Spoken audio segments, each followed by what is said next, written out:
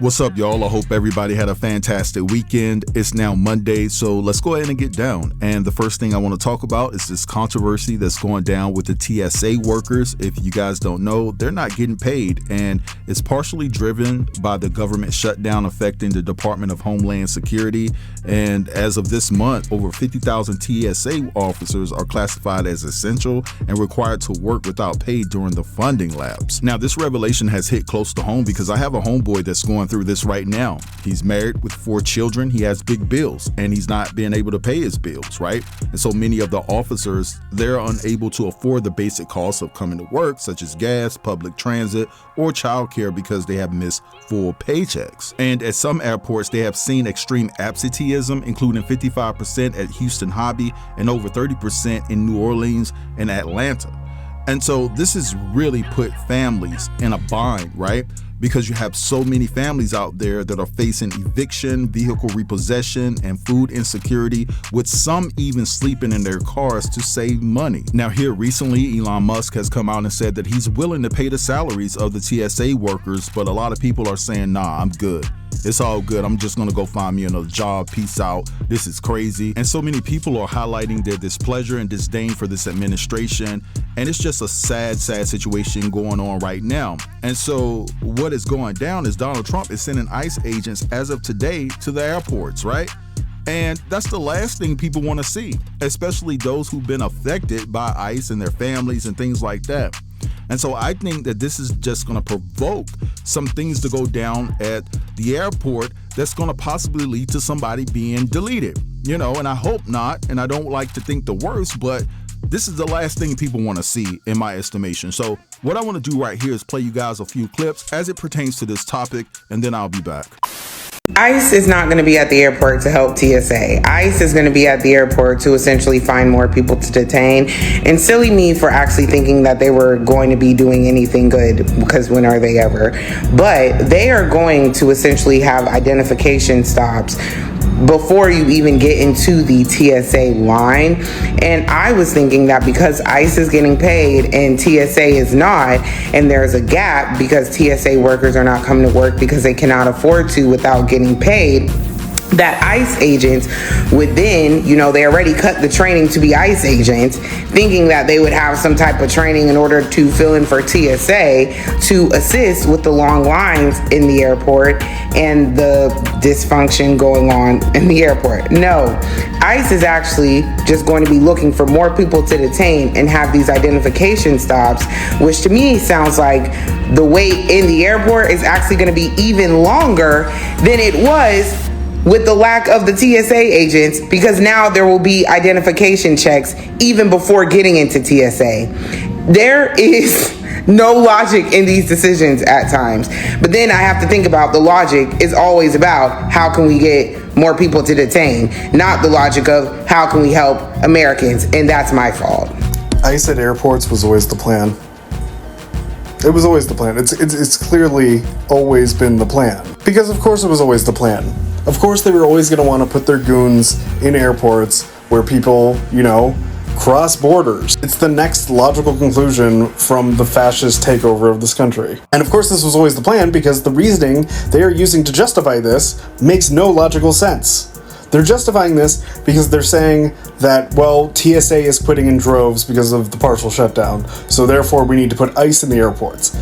Except the partial shutdown is of DHS. It's of the Department of Homeland Security. It's not of TSA, it's of the Department of Homeland Security that funds TSA and also funds ICE. So you're not going to backfill TSA positions with ICE agents because their paychecks come from the exact same source. Not to mention the fact that the Democrats already put out a proposal of a bill that would fund TSA while they still negotiate ICE's contracts. Because ultimately the shutdown is about ICE. It's about trying to rein in ICE, and honestly, I think they should just abolish ICE, but reining in, fine, I'll take it in the meantime. I think this is a good idea on the Democrats to actually stand their ground for once, hopefully, if they don't bend, and actually try to get something done in terms of reforming ICE. It's better than nothing, but it's ridiculous to say that, hey, we don't have money for the Department of Homeland Security, therefore TSA agents are quitting, therefore we're going to replace them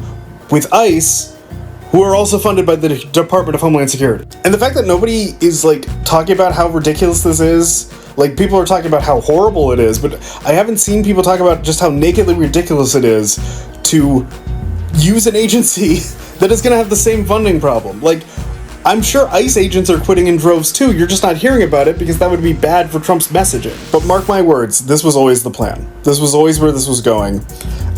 And pretty soon they're probably going to be setting up on random street corners and just start checking everybody's IDs just for going out of your house. What's happening this morning? Elon Musk, get this, Elon Musk said he wants to pay the salary for all of the TSA workers who they're not out of a job. They're working at airports, but they're just not getting paid. That's because of the semi-government shutdown that's happening right now. The two parties are just arguing back and forth. And Elon has said this morning in a post on his platform that, you know, that he wants to pay for the salary of these workers. What do you think about this? And have any of you been in an airport lately? Let me know what it's like. I've heard several airports are just busy as can be. Atlanta, I heard it took 3 to 4 hours to get through the TSA lines. So let me know. Other airports are not like that. But once again, Elon Musk saying that he would like to pay for the salary of those TSA workers that are not getting paid. They're still working because they're required to do so. Let me know what you think.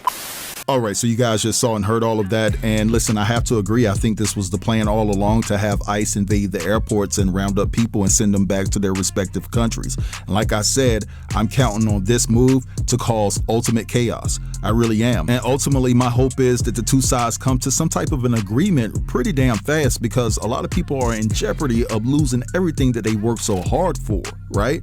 And listen, these companies are not so lenient like they used to be.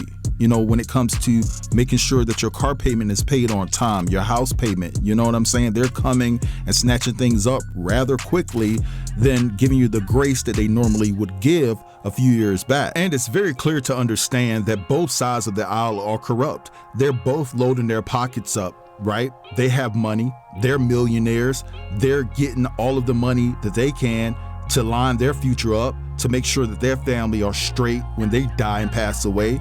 But at the end of the day, because of government greed, there are people that are in jeopardy of losing their entire livelihood. And I'm going to tell you something right here and right now. For those of you who don't know already, politics is nothing but a big fucking scam. Let's just keep it all the way 100, right? But anyway, let's move along. And I want to briefly discuss this security alert that was issued around the world for Americans, because Trump is considering putting boots down on the ground in Iran.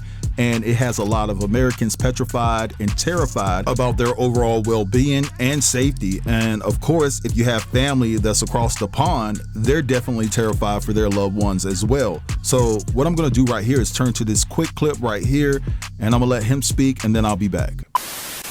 If you're an American traveling right now, you need to hear this.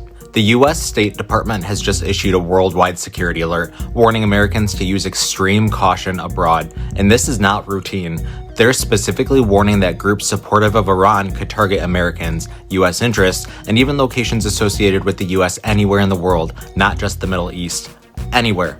And this comes after a string of incidents already happened. A shooting in Texas being investigated for possible ties to the conflict, protesters storming a U.S. consulate in Pakistan, an explosive device outside the U.S. embassy in Norway, and even gunfire hitting a U.S. consulate in Canada. So this isn't hypothetical anymore. This is already happening. The State Department is also warning that travel could get disrupted, with airspace closures and sudden restrictions depending on how this war escalates. And here's the reality. They're not pointing to one specific threat, which honestly makes this more concerning, because it means the risk is unpredictable. So if you're traveling or planning to, you need to stay alert, check embassy updates, and understand this conflict is no longer contained to one region. All right, so you guys just heard all of that, and I'm gonna tell you something right now. I had several travel plans coming up this summer. I'm not going anywhere. I don't even care if it's in the United States. I'm not flying anywhere. It's not safe. And I suggest, if you can, to try to get your money back. If you had travel plans and things like that, if you value you and your family, you would think twice about traveling right now. And I know that some of you have to travel for work. I understand it. I get it. But if you can, avoid it at all costs. Because I personally believe, and I'm not trying to fearmonger here, but I feel like something very sinister and catastrophic is about to take place like we've never seen before. So just be careful. But anyway, I'm going to draw the line here. I want you guys to feel free to drop down in the comments and leave your thoughts. Don't forget to like, also share this video. And if you're new here, consider subbing to the channel. I'll check you guys out later. Have a beautiful day.